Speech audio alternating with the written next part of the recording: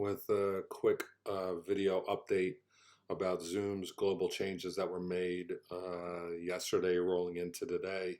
A lot of people were having problems. They couldn't get into meetings that were requiring passwords and such. So if you're a host of a meeting, log in via a web browser into your account.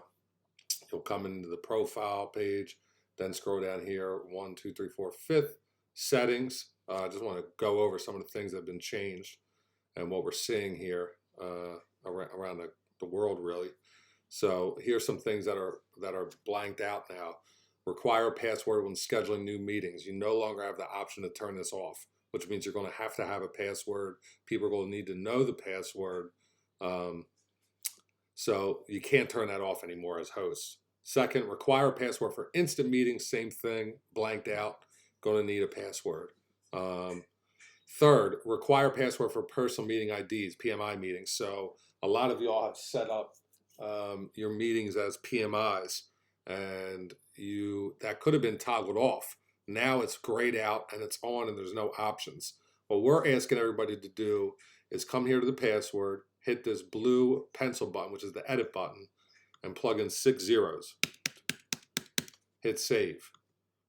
If we can all do this, all the meetings can have the same passwords, therefore letting everybody in. There won't be potential. We could have kind of like a global singular password for all meetings, so there won't be any confusion. And it would be easier to pass that information along to the fellowship.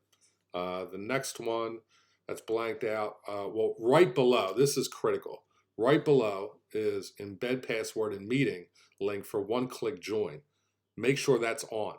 If that's on and you give the link, meeting password, if you read it, meeting password will be encrypted and included in the join meeting link to allow participants to join with just one click without having to enter the password. So now what we're going to ask you to do is set the password to all zeros. We had initially made it the word recovery, but people calling in by phone can't enter letters. So now we have to do numbers, 6 zeros. But underneath that is embed password and meeting link for one-click join. So if you share the link to the meeting, which we'll get into in 1 second, then people won't even have to be worried about passwords. So we're going to ask people to start putting in links. And I know we're getting fancy with our flyers and all, but we're going to have to be sure to ask people to just click on the link. So that is pretty much, now you're going to see this says on the right-hand side next to these locked by admin.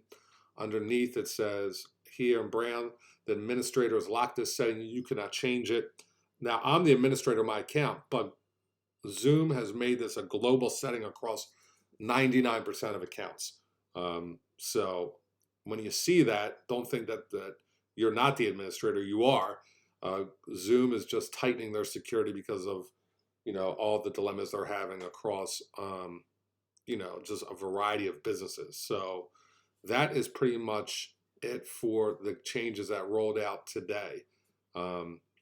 Password, all zeros, and embed passwords in meeting link for one-click join. That's important. So the meeting links, if you set meetings up, you click on meetings, you'll have all. Now, this is another thing which we're going to see as it rolls out. Some people were having the problems. I haven't had the problem yet, but like my regularly scheduled meetings are all right here in this list. If I click up on one, click into one, it says require meeting password. It says an X next to it. So we're not really sure if we're going to need one on the existing recurring meetings, but we want the global password just in case. And here's the join URL, so we're good there, so we should be able to if you hit this on the far right, this copy the invitation, and then this pops up. Here's the meeting link. So that should have the password embedded in there. And when people click on that link, they should be able to just get in without having to enter the password. So go ahead, hosts. If you know anybody who's hosting meetings, ask them to come in, make these changes. And this way, this doesn't address the Zoom bombers. That's something separate. You can refer to my other video. I'll put a link to that in this. But this is really just to make sure that people in the fellowships can get in, and not have any problems not knowing passwords and things of that nature. So I hope this is helpful, and that's it.